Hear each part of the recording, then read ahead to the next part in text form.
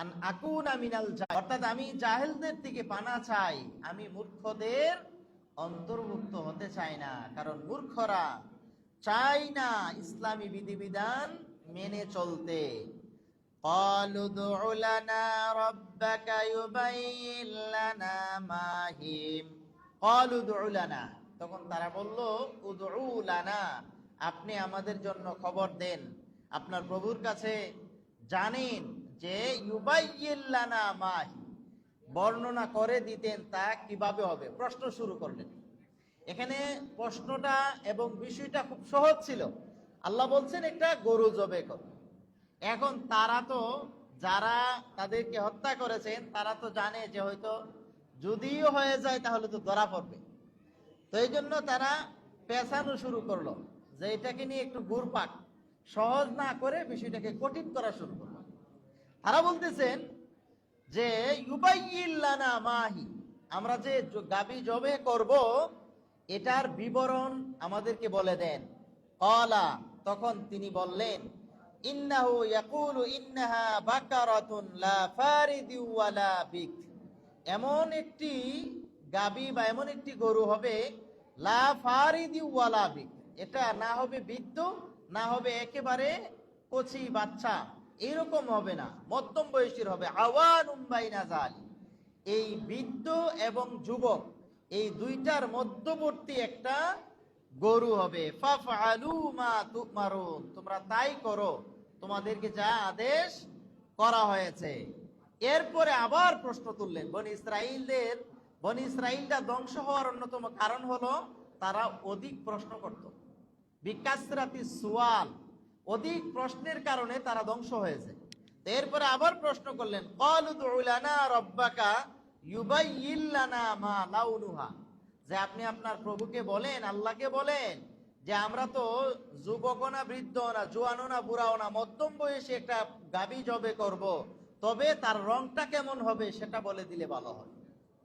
তখন ক্বালা ইন্নাহু ইয়াকুলু ইন্নাহা বাকারাতুন সাফরা, বলে যে তার গাবিটা হবে বাকারাতুন সাফরা, হলদে বর্ণের, এবং ফাকিউল লাউনুহা তাসুররুন নাজিরিন, এমন একটা আকর্ষণীয় কালার হবে, এমন একটা আকর্ষণীয় রং হবে যেন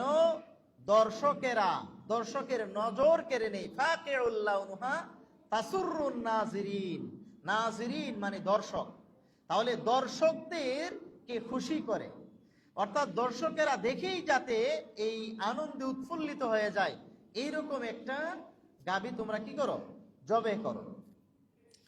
এরপরে প্রশ্ন করলো ক্বালু উদউ লানা রাব্বাকা ইউবাইয়িন লানা মা হি, তে বলে দেন যে আমরা এই পশু কোথায় পাবো, কিভাবে সেটা সংগ্রহ করব। ইন্নাল বাকারা তাশাবাহা আলাইনা, কারণ আমাদের মাঝে তো অনেক গাবি আছে, অনেক পশু আছে, সেগুলার মাঝে আমরা এইটাকে কিভাবে আলাদা করব। তখন ওয়া ইন্না ইনশাআল্লাহু লামুহতাদুন, আল্লাহ চাহে তো আমরা ইনশাআল্লাহ অবশ্যই হেদায়েত প্রাপ্ত হব। তখন ক্বালা ইন্নাহু ইয়াকুলু ইন্নাহা বাকারাতুন লা যালুলুন তুসিরুল আরদা ওয়ালা তাসকিল হারসা, বলতেছেন যে এমন একটা গাবি হবে যেটা জমিনে, লা যালুলুন তুসিরুল আরদ, যাতে জমিনে তাহাকে কি খেতি চাষ করা হয় নাই, অর্থাৎ জমিনে তাহাকে হাল চাষ করা হয় নাই, এমন একটা হবে। ওয়ালা তাসকিল হারসা, এবং তাহা এই পশু দিয়ে কোনোদিন পানি সেচও করা হয় নাই, অর্থাৎ যেই পশু এমন হবে যার মাঝে কোনো খুঁত থাকবে না। মুসাল্লামাতুল্লা শিআতা ফিহা, যাতে কোনো ধরনের কোনো খুঁত, কোনো ধরনের কোনো কিছুই থাকবে না, এমন নিখুঁত একটা পশু হবে। ক্বালুল আনা জিইতা বিল হক, তারপরে তারা বললেন যে এতক্ষণে তুমি সত্যটা নিয়ে এসেছো, এতক্ষণে সত্যটা নিয়ে এসেছো। অথচ তারা প্রশ্ন করতে করতে এই বিষয়টাকে এই পর্যন্ত নিয়ে আসছে, তার রং কি, তার বয়স কেমন, সে কোথায় পাওয়া যাবে, কিভাবে পাবো, অর্থাৎ যত আপনি প্রশ্ন করবেন তত কঠিন হবে।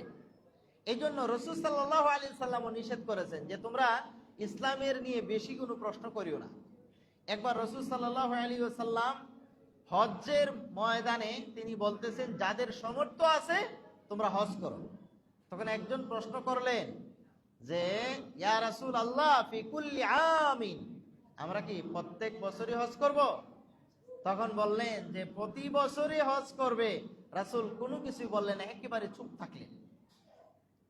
তখন পরবর্তীতে রাসূলুল্লাহ সাল্লাল্লাহু আলাইহি ওয়াসাল্লাম বললেন যে আমি যদি বলতাম প্রতি বছর, তাহলে প্রত্যেক ধনীর জন্য প্রত্যেক বছরই হজ করা ওয়াজিব হয়ে যেত, প্রত্যেক বছরই হজ করা ফরজ হয়ে যেত। এই জন্য আমি কোনো কথা বলি না। এই জন্য তোমরা বেঁচে দেখো বিকাসরাতিস সুয়াল, অধিক প্রশ্ন করা থেকে।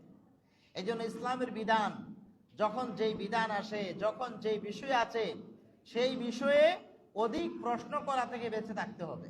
বেশি প্রশ্ন করা যাবে না। হাদিসে কোরআনে যেভাবে পেয়েছেন সেটাকে সেভাবেই আমল করার চেষ্টা করবেন, সেভাবেই সেটাকে মেনে নেওয়ার চেষ্টা করবেন। বেশি প্রশ্ন করে সেইটাকে কঠিন করার চেষ্টা করবেন না। যেমন আমাদের সামনে বর্তমানে যে দিনগুলো চলছে, রমাদানের শেষ দশক, এই রমাদানের শেষ দশক হলো শবে কদর বা ইবাদতের অন্যতম একটা মৌসুম, ইবাদতের দিন। এই রমাদানের শেষ দশক খুবই গুরুত্বপূর্ণ একটা সময়, যেই সময় রাসূল সাল্লাল্লাহু আলাইহি ওয়াসাল্লামের আমল ছিল সিদ্দামি ইজারাহু, তিনি তার লুঙ্গিকে ঠাইট করে বাঁধতেন, এমন ভাবে ঠাইট করে বাঁধতেন যে নিজেও জাগ্রত হতেন, আই কাজা, নিজেও জাগ্রত হতেন, ওয়া আই কাজা আহলাহু, এবং পরিবার পরিজনকেও কি জাগ্রত করাতেন। তাহলে এই রমাদানের শেষ দশকের বেজুর রাত্রিতে লাইলাতুল কদর তালাশ করতে হবে। আল্লাহ সুবহানাহু তাআলা কোরআনুল কারীমে লাইলাতুল কদরের বিবরণ দিয়েছেন। রাসূল সাল্লাল্লাহু আলাইহি ওয়াসাল্লাম হাদিসেও বলেছেন, তাহাররাউ লাইলাতুল কদরি বিল বিত্রি মিন আশরিল আওয়াখির মিন রমাদান, যে তোমরা লাইলাতুল কদর রমাদানের শেষ দশকের বেজুর রাত্রিতে তালাশ করো। তার মানে লাইলাতুল কদর রমাদানের শেষ দশকের বেজুর রাত্রিতে, কিন্তু আমরা লাইলাতুল কদর বানিয়ে ফেলছি রমাদানের 27 তারিখ। 27 তারিখ হলো বেজুর। এই আমাদের দেশে শুধু 27কেই আমরা বেজুর ধরি, অন্য কিছুকে আমরা বেজুর ধরি না। 21 বেজুর, 23 বেজুর, 25 বেজুর, 27 বেজুর, 27-এর পরে 29 বেজুর। কিন্তু দেখা যাচ্ছে আমরা বেজুর রাত্রি শুধু 27কেই বেছে নিয়েছি, যে 27 তারিখ লাইলাতুল কদর। অথচ রাসূল সাল্লাল্লাহু আলাইহি ওয়াসাল্লাম 29 তারিখ এবং 27 তারিখ, 25 তারিখ, 21 তারিখ, 23 তারিখ প্রত্যেকটা বেজুর রাত্রিতে লাইলাতুল কদর তালাশ করার কথা বলেছেন। তো অনেকেই লাইলাতুল কদর যে 27 তারিখ, এটা আমাদের দেশের লোকেরা তৈরি করে নিছে। কিভাবে তৈরি করেছেন?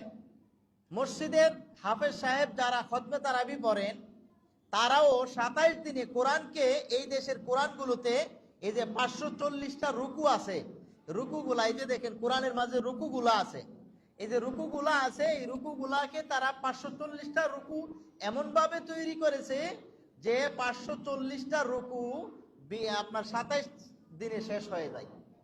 প্রথম কয়েকটা রুকু একটু বড় আছে, পরবর্তীতে রুকুগুলা ছোট ছোট মিলে এই এক এক রাকাতে এক এক রুকু পড়বে। 20 রাকাত তারাবিয়েতে তো 20-27-এ 540 হয়। তো এইভাবে 27-এর সময় খতম হয়ে যায় কোরআন খতম। কোরআন খতম হয়ে যাওয়ার পরে হাফেজ সাহেবদেরকে হাদিয়া দিয়ে বিদায় করে দেয়। পরবর্তীতে মসজিদে আর মুসল্লি খুঁজে পাওয়া যায় না। 29 যে বেজুর রাত্রি, কদরের রাত্রি, এটার কোনো মূল্যায়ন নাই। এরপরে 27কে গুরুত্ব দেওয়ার আরো কিছু কারণ আছে। সেই কারণের মাঝে একটা কারণ, তারা এটাকে যুগ বিয়োগ করে, গুণ করে বের করেছে। আপনারা মজার ইতিহাসটা জানুন একটু, যে 27কে এই দেশের মানুষেরা কেন গুরুত্ব দেয়। এই দেশের কিছু মানুষ গুণ করে বিয়োগ করে লাইলাতুল কদর 27 তারিখে প্রমাণ করার চেষ্টা করে। কিভাবে সেটা? লাইলাতুল কদর নাজিল হয়েছে আপনার, লাইলাতুল কদর হলো রমাদানের শেষ দশকের বেজুর রাত্রিতে। তো আল্লাহ সুবহানাহু ওয়া তাআলা সূরাতুল কদরের মাঝে বলেন, ইন্না আনজালনাহু ফি লাইলাতিল কদর ওয়া মা আদরাকা মা লাইলাতুল কদর লাইলাতুল কদরি খায়রুম মিন আলফি শাহর, যে ইন্না আনজালনাহু ফি লাইলাতিল কদর, নিশ্চয় আমি তাকে নাজিল করেছি কদরের রাত্রিতে। ওয়া মা আদরাকা মা লাইলাতুল কদর, আপনি কি জানেন লাইলাতুল কদর কি? লাইলাতুল কদরি খায়রুম মিন আলফি শাহর, লাইলাতুল কদর হলো 1000 মাসের চেয়ে উত্তম। তাহলে লাইলাতুল কদর 1000 মাসের চেয়ে উত্তম, এই 3 আয়াতে লাইলাতুল কদর শব্দটি 3 বার আসছে। তো লাইলাতুল কদর শব্দটি 3 আয়াতে আসছে কয়বার? 3 বার। আর লাইলাতুল কদর শব্দটি লিখতে হরফ আছে 9টা, লাম, ইয়া, লাম, তা, আলিফ, লাম, কফ, দাল, র, কদর। তো লাইলাতুল কদর শব্দ লিখতে হরফ আছে 9টা, আর আসছে 3 আয়াতে। তাহলে 3 রে 9 দিয়ে গুণ দিলে কত হয়? 3 নং কত? 27। তো এই গুণ করে বের করে ফেলছে যে যেহেতু লাইলাতুল কদর নাকি 27 হয় যুক্তিযুক্ত, কারণ 3 নং 27, 27 গিয়ে পড়ে, এই জন্য গুণ করে বের করে ফেলেছে। আর রাসূলুল্লাহ সাল্লাল্লাহু আলাইহি সাল্লাম নিজে যেই বছর মারা যাবেন সেই বছর তিনি 20 দিন ইতিকাফ করেছেন। আর উনার জীবদ্দশায় উনি যতটা রমাদান পেয়েছেন, প্রত্যেকটা রমাদানের শেষ 10 দিনই তিনি লাইলাতুল কদরকে তালাশ করেছেন। এখন আপনার আমল হলো শুধু 27 তারিখ, আর রাসূলুল্লাহর আমল ছিল এই পুরা বেজুর রাত্রিতে। এই জন্য মানুষ যার যার নিজে যুগ বিয়োগ গুণ করে ইসলামের কোনো বিধান সাব্যস্ত করা যায় না। আলী রাদিয়াল্লাহু আনহুর একটা হাদিস শুনুন, তিনি বলতেছেন, লাউ কানা দ্বীনু বির-রাই, যদি দিন ইসলাম মানুষের মন মতো হতো, অর্থাৎ মানুষের বুদ্ধি মতো, মানুষের যা মনে চাই সেটাই যদি ইসলামের বিধান হতো জ্ঞানে ধরে, তাহলে মুজার উপরে মাসে করার বিধান নিচে হওয়া উচিত ছিল। কিন্তু ইসলাম বলেছে মুজা পড়লে মাসে করতে হবে উপরে দিয়ে। কিন্তু আমাদের জ্ঞানে কয় যে মুজার উপরে মাসে করতে হবে নিচে দিয়ে, কারণ নিচে দিয়ে চলে, মহিলাগুলা নিচে লাগে। কিন্তু ইসলাম বলেছে উপরে দিয়ে, উপরেই মাসে করতে হবে। এর নাম হলো ইসলামের বিধান। মনে নিজের যুক্তি না ধরলেও কোরআন হাদিসে যেভাবে আছে ওইভাবে মানতে হবে। এরপরে উমর রাদিয়াল্লাহু আনহুর একটা আমল, তিনি হাজারে আসওয়াদ, মক্কার কাবাগরের কোনায় একটা পাথর আছে, যে পাথরকে বলা হয় হাজারে আসওয়াদ, স্থাপন আছে। এই পাথরে স্বয়ং রাসূলুল্লাহ সাল্লাল্লাহু আলাইহি সাল্লাম চুম্বন করেছেন।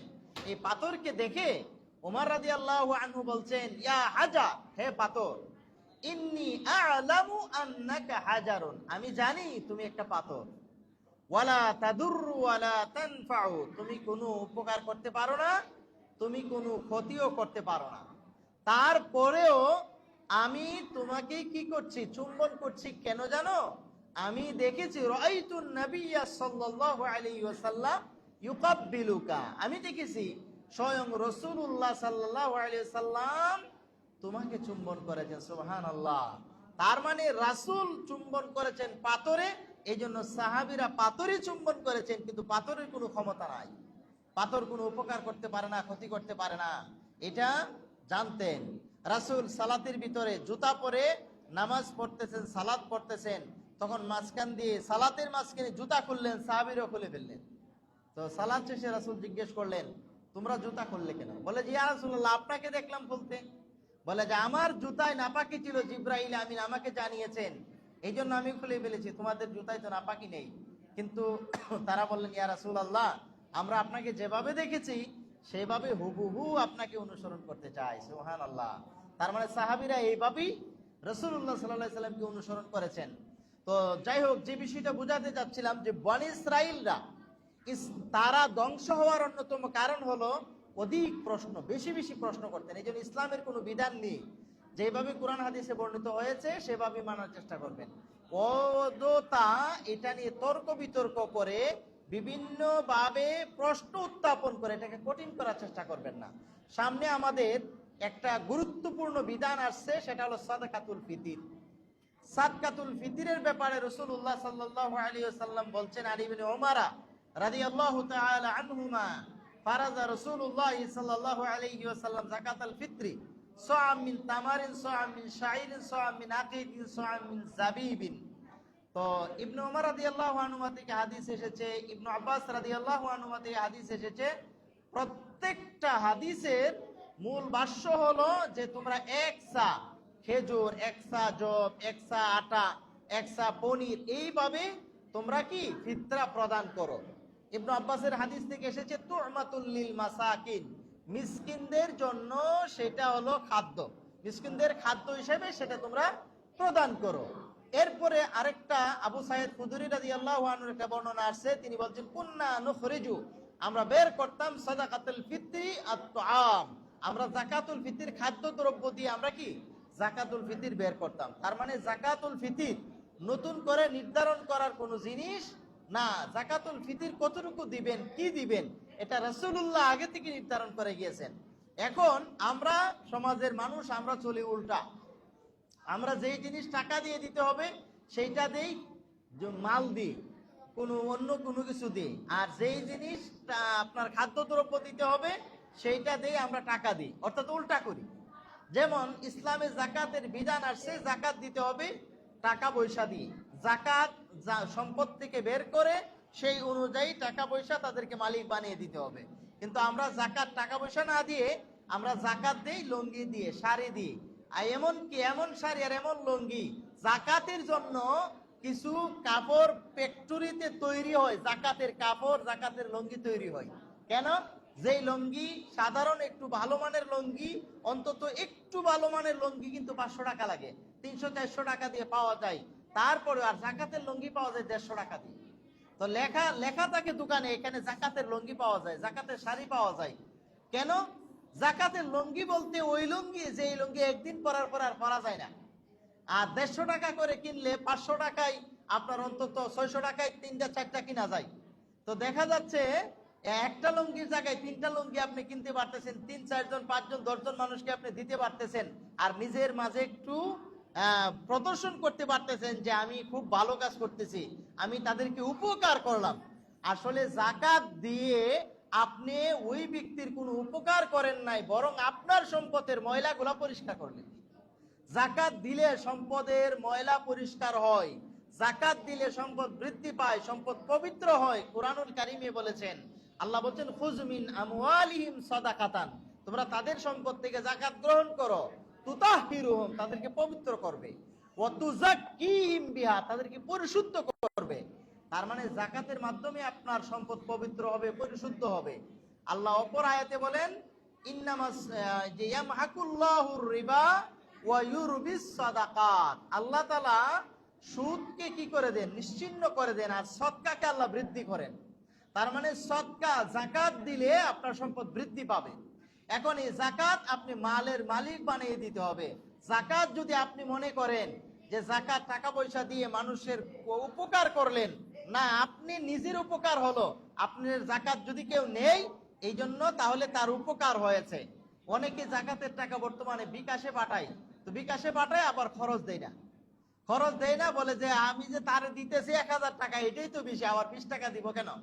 তো 20 টাকা না দেওয়ার কারণে আপনি জাকাত যাকে 1000 টাকা দিয়েছেন, ওই ব্যক্তি এই 1000 টাকা ক্যাশ আউট করলে 980 টাকা পেল। তো আপনার জাকাত 980 টাকায় আদায় হয়েছে, 1000 টাকা আদায় হয় নাই। কারণ জাকাত যিনি দিবেন তার দায়িত্ব হলো হকদারের কাছে পৌঁছে দেওয়া। এই জন্য জাকাত আপনি যারা জাকাতের প্রাপ্য তাদের কাছে জাকাত আপনি পৌঁছে দিবেন, এটা আপনার দায়িত্ব। এই জন্য আপনি যদি দূর থেকে পৌঁছান, অবশ্যই বিকাশের মাধ্যমে পাঠালেও খরচ দিয়ে পাঠাতে হবে। ছোট্ট একটা ঘটনা শোনায়, হাদিস শোনায়। রাসূল সাল্লাল্লাহু আলাইহি সাল্লাম তার নাতি কি হুসাইন রাদিয়াল্লাহু আনহুকে নিয়ে রাস্তা দিয়ে হাঁটছেন। তো হঠাৎ রাস্তার মাঝে তিনি দেখতে পেলেন যে এক ব্যক্তি সৎকার খেজুর বন্টন করতেছেন। তো হুসাইন রাদিয়াল্লাহু আনহুকে দেখে তিনি একটা খেজুর দিয়ে দিলেন। দিয়ে দেওয়ার পরে তিনি ছোট্ট বাচ্চা মানুষ মুখে দিয়ে দিলেন। রাসূল সাল্লাল্লাহু আলাইহি সাল্লাম বলছেন কি, এটা ফেলাও। তিনি এরপরে মুখের ভিতরে আঙ্গুল দিয়ে সেটা বের করে দিলেন। তিনি বলছেন হাযা ওয়াসাকুন নাস, এটা তো মানুষের ময়লা, এটা আমাদের জন্য খাওয়া জায়েজ না। তার মানে হাশিমি, তিনি বলতেছেন আমরা হলাম হাশিমি বংশের লোক, আমাদের জন্য যাকাত খাওয়া হারাম, সদকা খাওয়া হারাম, আমরা এটা খেতে পারবো না। এই জন্য এটা পেটের ভিতরে গেলে এটা আমি তোমার পেট থেকে বের করতাম।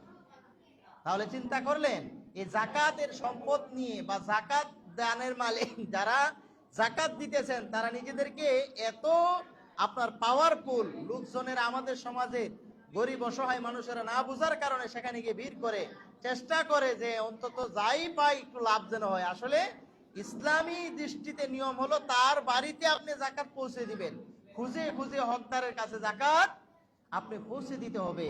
কিয়ামতের আগে এমন একটা সময় আসবে জাকাত দেওয়ার মতো লোক খুঁজে আপনি পাবেন না। এখন তো আপনার ধরে ধরে আসতেছেন, এমন একজনকে পাওয়া যাবে হঠাৎ, যেই ব্যক্তি যাকাত আপনার নেওয়ার মতো অবস্থা, তো লোকজনের তাহাকে এমন ভাবে জাকাত দিতে থাকবে, দেওয়ার পরে সে এত কোটি টাকার মালিক হবে, পরের দিন সে জাকাত দেওয়ার মতো উপযুক্ত হয়ে যাবে।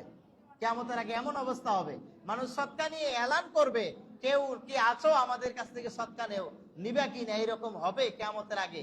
মানুষের হাতে, মুসলমানদের হাতে এরকম সম্পদ আসবে, যেটা আমরা এখন কল্পনা লাগতেছে, আসলে কল্পনার কোনো কিছু না। আজ থেকে 20-30 বছর 50 বছর আগে পোল্ট্রি মুরগ বের হওয়ার আগে আমরা 1 কেজি একটা মুরগ করতে অন্তত 6 মাস, এখনো তো দেশি মুরগ একটা 2 কেজি ওজনের হতে অন্তত 6 মাস থেকে 1 বছর লাগে, আর 2 কেজি ওজনের একটা পোল্ট্রি হইতে মাত্র 35 দিন 40 দিনই হয়ে যায়।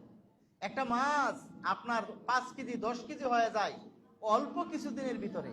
তো কিয়ামতের আগে বা ওই আল্লাহ সুবহানাহু ওয়া তাআলা যে সিদরাতুল মুনতাহার যে বড়ই গাছ, একটা বড়ই হবে একটা মটকার মতো, একটা ডালিম একটা গ্রাম খেতে পারবে, এরকম পরিস্থিতি হবে। আপনার সম্পদ বেড়ে যাবে, মানুষের অবস্থার পরিবর্তন হয়ে যাবে, মানুষের রিজিক আল্লাহ সুবহানাহু ওয়া তাআলা বৃদ্ধি করে দিবেন। এভাবে আস্তে আস্তে ফসল ফলাদি সবকিছু বেড়ে যাবে। তো যাই হোক, যে বিষয়ে আপনাদের সামনে বলতে যাচ্ছিলাম, যে ইসলামের বিধান যেটা যেভাবে আছে ওইটাকে ওইভাবেই পালন করতে হবে, ওইভাবেই মানতে হবে। কোনো ধরনের কম বেশি, কোনো ধরনের এখানে চলচাতুরি, কোনোভাবে অন্য কিছু করার চেষ্টা করা যাবে না। এরপরে আল্লাহ সুবহানাহু ওয়া তাআলা বলেন, ওয়াইয কাতালতুম নাফসান ফাদারাতুম ফিহা, যে যখন তোমরা হত্যা করেছিলে কোনো ব্যক্তিকে, ফাদারাতুম ফিহা, তারপরে এই ব্যক্তিকে হত্যা করার পরে তোমরা যখন এটাকে নিয়ে ঝগড়া বিবাদে লিপ্ত হলে, যে কে মারেছে, ওই ব্যক্তি বলে ওরা বলতেছে ওরা মেরেছে, ওরা বলতেছে ওরা মারে নাই।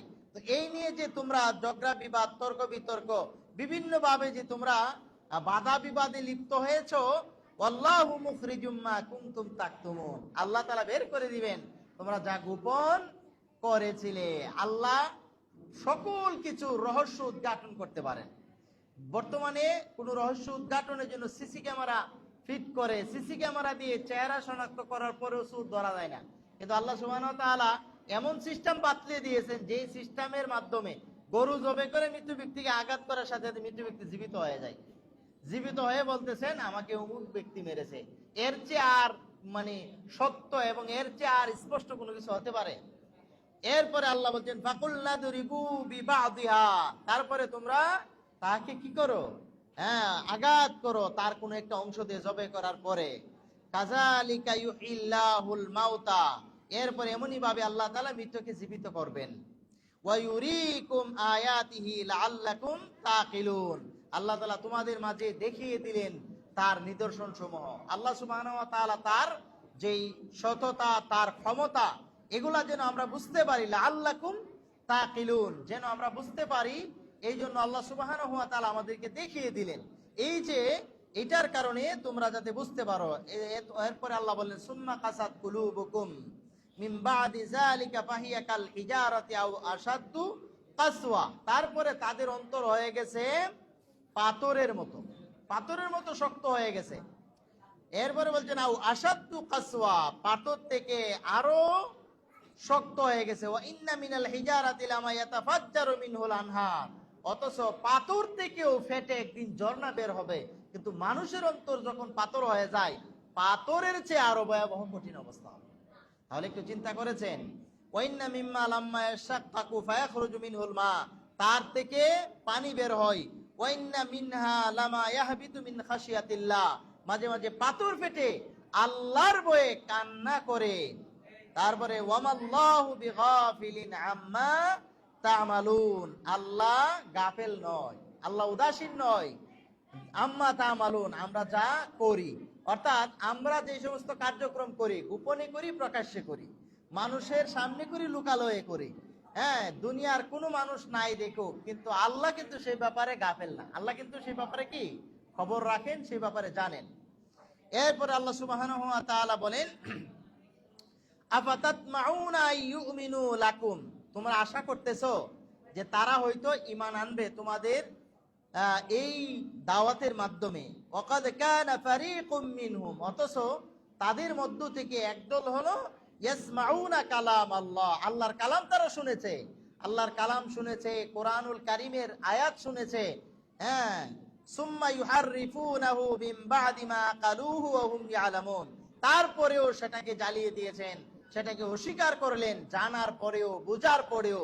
তারপরেও এটা থেকে বোঝা যায় একদল মানুষ আছে যাদের অন্তরে আল্লাহ মোহর মেরে দিয়েছেন।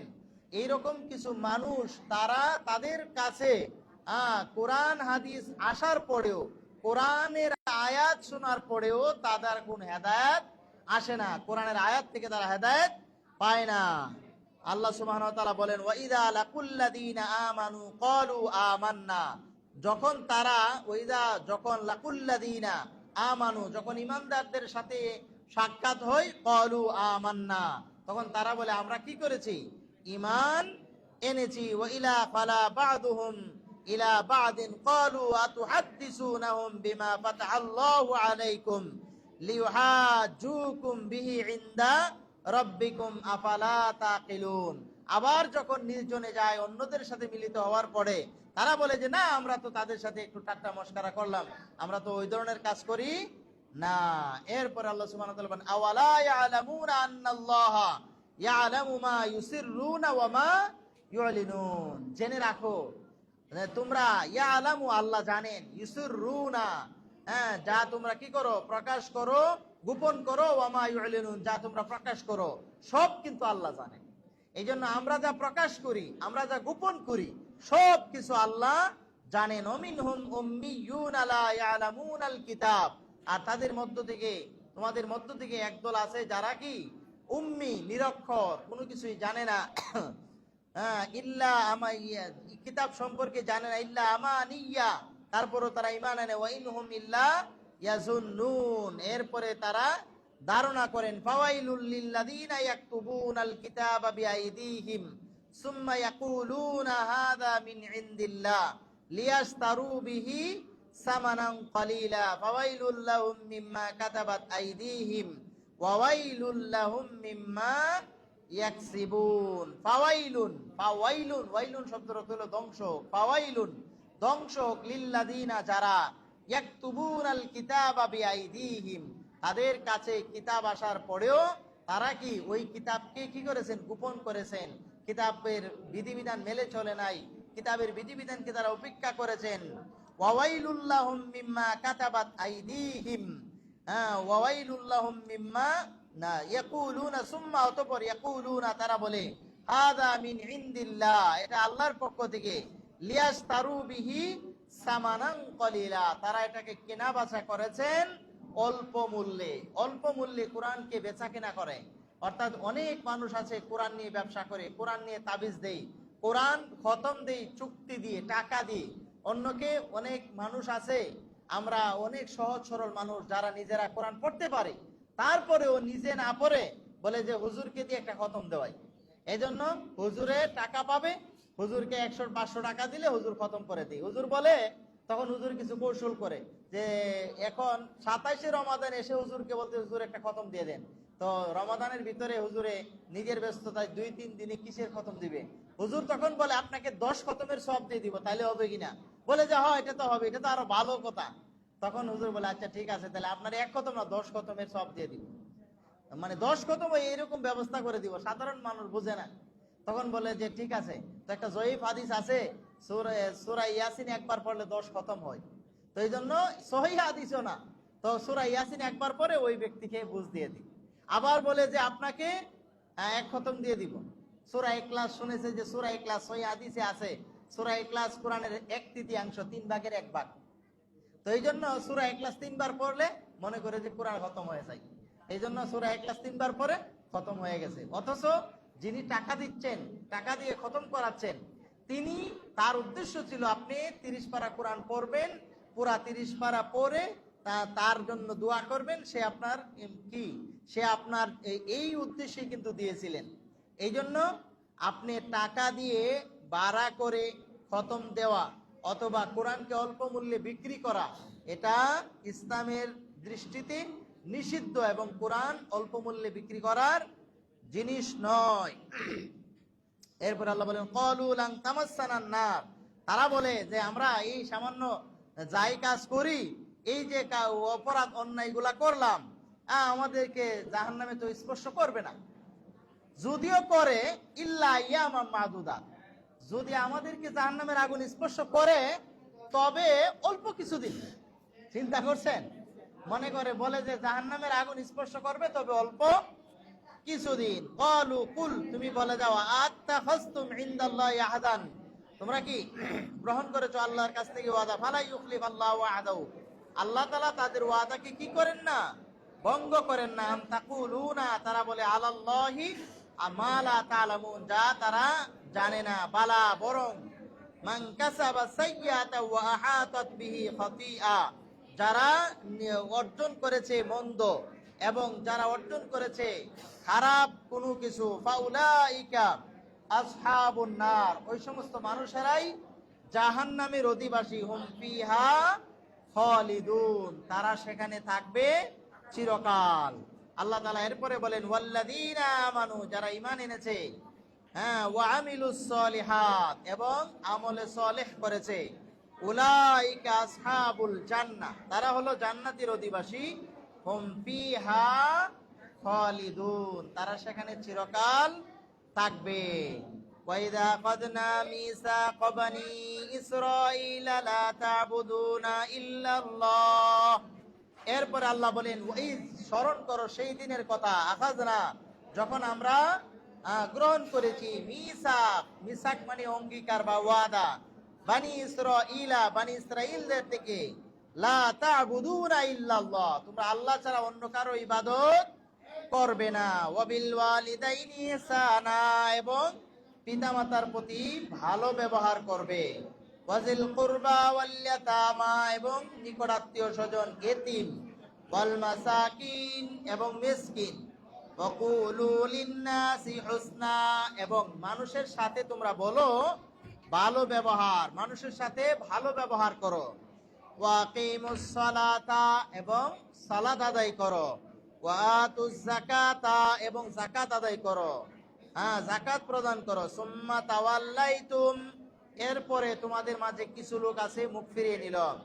ইল্লা কলিলাম মিনকুম ওয়া আনতুম মুরিদুন, তবে অল্প সংখ্যক লোকই আছে যারা মুখ ফিরিয়ে নিয়েছেন। ওয়াইদা আখাযনা মিসাকাকুম লা তাসফিকুনা দিমাআকুম ওয়া লা তুখরিজুনা আনফুসাকুম মিন দিয়ারিকুম সুম্মা করারতুম ওয়া আনতুম তাশহাদুন সুম্মা আনতুম হাউলাই তাকতুলুনা আনফুসাকুম ওয়া তুখরিজুনা ফারিকাম মিনকুম মিন দিয়ারিকুম তাযাহারুনা আলাইহিম বিল ইসমি ওয়াল উদওয়ান। আল্লাহ সুবহানাহু ওয়া তাআলা 82 নম্বর আয়াতে যেটা বললেন, যে আমরা যখন তাদের কাছ থেকে ওয়াদা নিলাম যে তোমরা পরস্পরে কি করবে না, রক্তপাত ঘটাবে না, মানুষকে ঘর থেকে বের করে দিবে না, এটা তোমরা নিজেরাই কি করেছো, স্বীকৃতি দিয়েছো। তোমরা তোমাদের ওয়াদা ঠিক রাখো, আল্লাহ তার ওয়াদা ঠিক রাখবেন। তো আল্লাহ সুবহানাহু ওয়া তাআলা আমাদেরকে আজকের এই কোরআন থেকে আমরা যা শুনলাম সেগুলোর উপরে আমল করার তৌফিক দান করুন, আল্লাহুম্মা আমিন। এবং ব্রাহ্মণবাড়িয়া কোরআন সুন্নাহ ফাউন্ডেশনের যে সমস্ত ভাইরা সহযোগিতা করছেন এই ইফতার প্রোগ্রামে, আল্লাহ তাদের সেই মেহনতকে কবুল করুন, আল্লাহুম্মা আমিন। আমরা ব্রাহ্মণবাড়িয়া